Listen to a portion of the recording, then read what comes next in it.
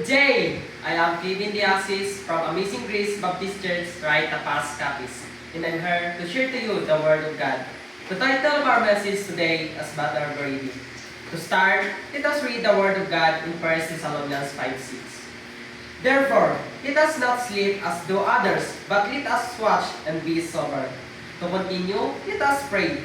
Dear Lord and Heavenly Father, we welcome before you in a way and reverence, recognizing the urgency of the times in which we live. Open our hearts and mind. Lord, as we study your word today, help us to be ready for your return, living in a way that brings glory and honor to your name. We pray for strength, wisdom, and courage as we seek to walk in the truth, so that we might live as your faithful witnesses in this world. In Jesus' name we pray. Amen. For this message, let me give you a 3-point how to be ready. For point number 1, do not conform to the world. Hindi kita magpauyon sa kalibutan. Ini nagakahulugan nga bilang mga Kristohanon, gitawag kita nga magpuyo nga lain sa kalibutan nga aton ginapalibutan. Our identity in Christ, and we must resist pressure to conform to the world standard, for we are citizens of heavenly kingdom. First, consider that the world system is temporary, but our future is eternal. In Romans 12:2, and be not conformed to this world, but be transformed by the renewing of your mind, that he may prove what is good and acceptable and perfect will of God. Ang kalibutan magapilit nga dalhon kita sa iya direksyon. Pinaagi sang media, peer pressure kagalipay nga kalibutanon. Apang gitawag kita sang Dios para sa mas mataas nga katuyuan. Ang pagbag-o nagasugod sa una-una kag nagapakita sa aton kabuhi. Mga young people, we need to remember this. Number 1, do not be shaped by the fleeting pressure to the world, but rather by the eternal promises of God. Number 2, conformity to the world will lead you to a life of regret, but transformation in Christ leads to a life of glory. Secondly, Jesus calls us to be distinct. In Romans 6:16, now, not to whom he held yourself servant, to obey the servant. Here to whom he obeyed, whether of sin and to death, in our obedience into righteousness.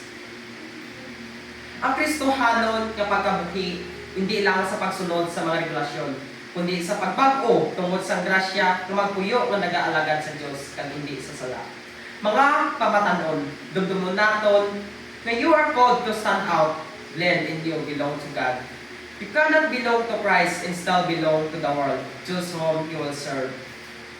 For point number 2, living by God's standard. Magkabuhi kita nga suno sa standard sa Ginoo. The main idea is that it's not enough to simply avoid sin. We are called to actively live according to God's perfect standards as revealed in this world. Living for God brings true fulfillment and prepare us for eternity. Panumdumo naton mga pamatanon, God's words is our guide for life. In Romans 13:14, but put ye on the Lord Jesus Christ, and make not provision for the flesh to fulfill the laws thereof.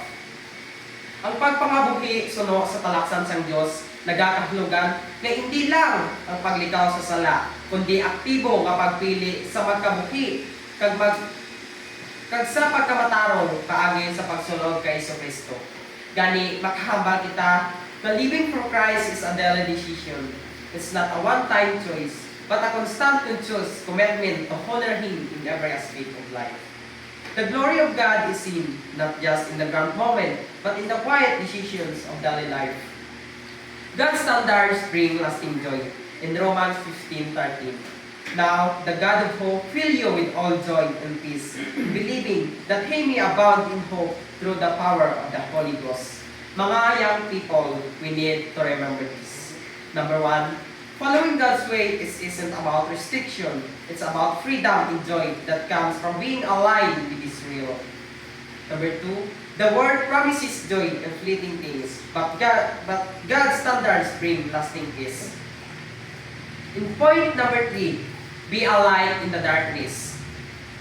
We live in the dark world, but we have been called to be a light that shine brightly, guiding others to the Christ, through action in our words.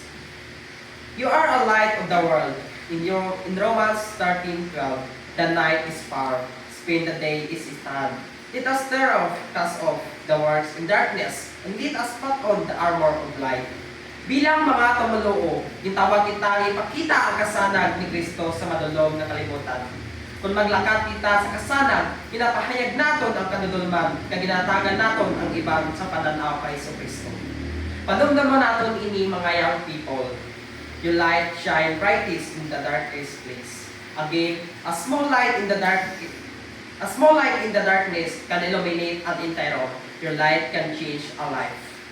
You are called to bring others to the light. In Romans 15:16, that I should be the minister of Jesus Christ to the Gentiles, ministering the gospel of God, that the offering up of the Gentiles might be acceptable and being sanctified by the Holy Ghost.